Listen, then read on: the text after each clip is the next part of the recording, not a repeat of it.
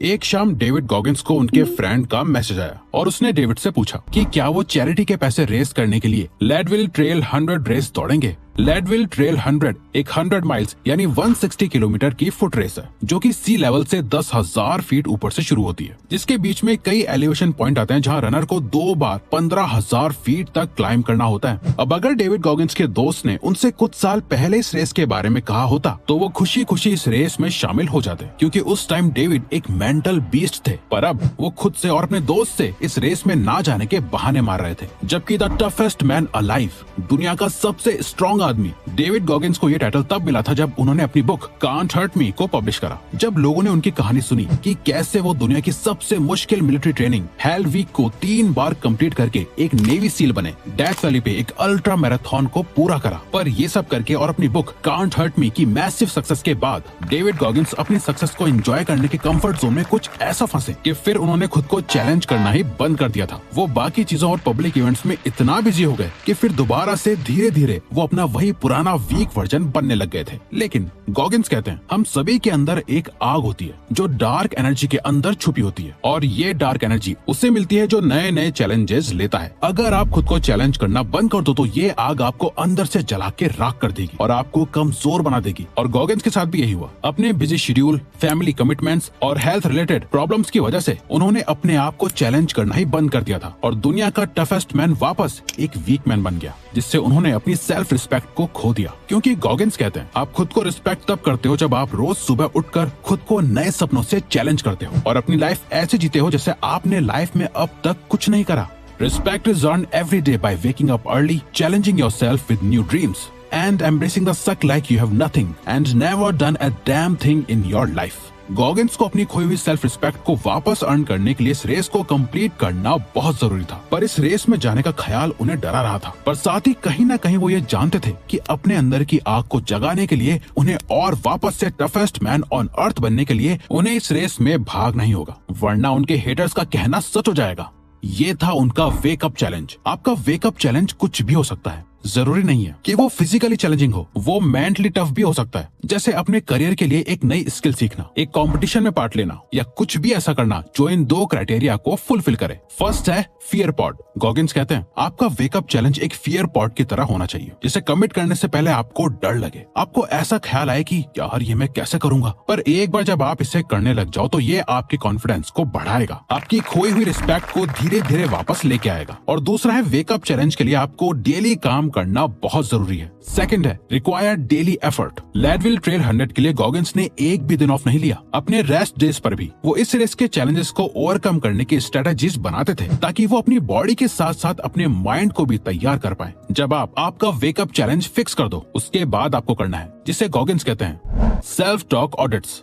कुछ ही दिनों की ट्रेनिंग के बाद गॉगिंस की बॉडी दर्द करने लग गई थी और वो बस एक दिन छुट्टी करके आराम करना चाहते थे, पर उन्होंने ऐसा नहीं करा। वो एक चेयर पे बैठे अपना फोन निकालकर वॉइस रिकॉर्डर ऐप को ओपन करा और वो जो कुछ भी फील कर रहे थे वो बोलने लगे। उनके सारे एक्सक्यूजेस, सारा पेन, वो क्यों ट्रेनिंग नहीं करना चाहते थे, उसके सारे रीजंस उन्होंने अपने फोन में रिकॉर्ड कर दिए और फिर उन्होंने उस रिकॉर्डिंग को वापस सुना, जिसे सुनकर वो कन्विंस नहीं हुए। अपनी ही आवाज सुनकर उन्हें ऐसा लग रहा था कि जैसे एक कमजोर इंसान बस गिव अप करने की भीख मांग रहा है, और वो ये कमजोर इंसान नहीं हो सकते। रिकॉर्डिंग सुनने के बाद वो इमीडिएटली चेयर से उठ गए और रनिंग करने चले गए, और ये चीज वो बार बार करते थे। जब भी उन्हें आलस आता था, थकान होती थी या बहुत दर्द होता था, वो अपने आप को रोता हुआ, गिड़गिड़ाता हुआ, एक्सक्यूजेस देते हुए रिकॉर्ड करते थे और उस रिकॉर्डिंग को वापस सुनते थे, जिससे उन्हें खुद पर बहुत शर्म आती थी। गॉगिंस कहते हैं हम कमजोर मोमेंट्स में खुद से कैसे बात करते हैं वो बहुत इंपॉर्टेंट होता है, क्योंकि हमारे वर्ड्स एक्शंस बन जाते हैं और एक्शंस हैबिट्स में कन्वर्ट हो जाते हैं। The way we speak to ourselves in moments of doubt is crucial because words become action and action builds habits. इसीलिए जब भी आप खुद को प्रोक्रेस्टिनेट करते हुए पाओ या वीक फील करो तो अपने सारे एक्सक्यूजेस को अपने फोन में रिकॉर्ड करके दोबारा सुनो। आपको खुद के इस वीक वर्जन से नफरत होने लगेगी जो आपको इसके जैसा बनने से रोकेगा और आपको एक मेंटली टफ इंसान बनाएगा।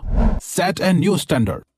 जब गॉगिन्स यूएस एयरफोर्स के एयर असॉल्ट स्कूल में थे, जहां उनकी क्लास के हर स्टूडेंट को 5 पुलअप्स और 10 एलिवेटेड पुशअप्स करना कंपलसरी था। एक दिन गॉगिन्स अपने बाकी क्लासमेट्स के साथ अपने 5 पुलअप्स कंप्लीट करके पुशअप्स करने के लिए जा रहे थे, पर उनका एक क्लासमेट कॉनली, जो आगे जाके यूएस आर्मी का कैप्टन भी बना, वो अभी भी पुलअप बार पे ही था, जो अपने 5 पुलअप्स करने के बाद और ज्यादा पुलअप्स कर रहे थे। और सिर्फ पुलअप्स ही नहीं, उसे जो भी टास्क दिया जाता था वो उसमें अपनी स्टैंडर्ड लिमिट से ज्यादा ही करता था, जो गॉगिन्स को बहुत अनकंफर्टेबल फील कराता था, क्योंकि उन्हें देख के गॉगिन्स को बस ये फील होता है कि वो उससे कितने कमजोर हैं, जो अपने आप को पुश नहीं कर सकते। गॉगिन्स कहते हैं captain Conley air assault school में सिर्फ इसलिए नहीं आया था ताकि वो यहाँ से ग्रेजुएट होकर अपने मेडल्स घर ले जा सके। वो आया था ताकि वो अपनी लिमिट्स को टेस्ट कर सके और वो किस हद तक खुद को पुश कर सकता है ये जान सके। जब गॉगिन्स इस लेडविल ट्रेल 100 रेस की तैयारी कर रहे थे, वो इमेजिन करते थे जैसे उनका वही क्लासमेट कैप्टन कॉनली उन्हें हर दिन देख रहा है और उनसे पूछ रहा है, are you meeting the requirements और are you giving all you can give?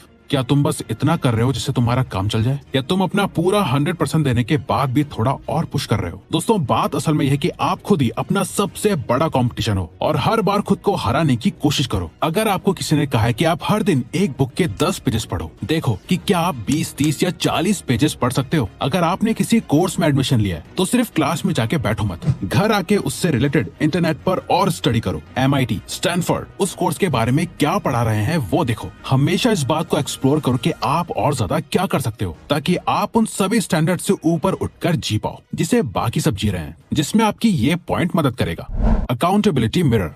Goggins का बचपन हमेशा से बहुत डार्क रहा है। गॉगिन्स के फादर एक अल्कोहलिक सोशियोपैथ थे, जो उनकी माँ को फिजिकली और इमोशनली अब्यूज करते थे। अपना डर बैठाने के लिए वो उनकी माँ को उनकी आंखों के सामने मारते थे। वो अपने शहर के ऐसे स्कूल में जाते थे जहाँ वो अकेले अफ्रीकन अमेरिकन बच्चे थे, जहाँ उन्हें अपने रंग की वजह से बहुत परेशान किया जाता था। बच्चे उन्हें बुली करते थे, उन पर गंदे गंदे कमेंट्स पास करते थे, उन्हें डराते थे, धमकाते थे। अपना पूरा बचपन उन्होंने ऐसे ही गुजारा। 24 की उम्र में वो कॉकरोच मारने का काम करते थे। उनका वजन लगभग 135 किलोग्राम हो चुका था। उनकी लाइफ एक कंप्लीट फेलियर थी, पर उस टाइम उन्होंने एक ऐसी चीज डिस्कवर करी जिसने उनकी लाइफ बदल कर रख दी। वो था अकाउंटेबिलिटी मिरर। एक फेलियर की तरह जीने के बाद उन्होंने जब एक दिन खुद को एक शीशे के सामने देखा, तब उन्होंने खुद से सच बोला कि अभी वो जैसे दिख रहे हैं, उनकी लाइफ में जो भी सिचुएशन है वो सब उनकी वजह से है। उनका बचपन, उनकी फैमिली, वो कहाँ पैदा हुए, कहाँ बड़े हुए, वो इन सबको नहीं बदल सकते, पर बदल सकते हैं तो बस अपने आप को। उन्होंने खुद से कहा कि वो जैसे जी रहे हैं उससे वो खुश नहीं है। उनकी लाइफ में कुछ पॉजिटिव नहीं है और ऐसी लाइफ वो जीना नहीं चाहते जिससे उन्हें अपने अंदर एक आग महसूस होने लगी।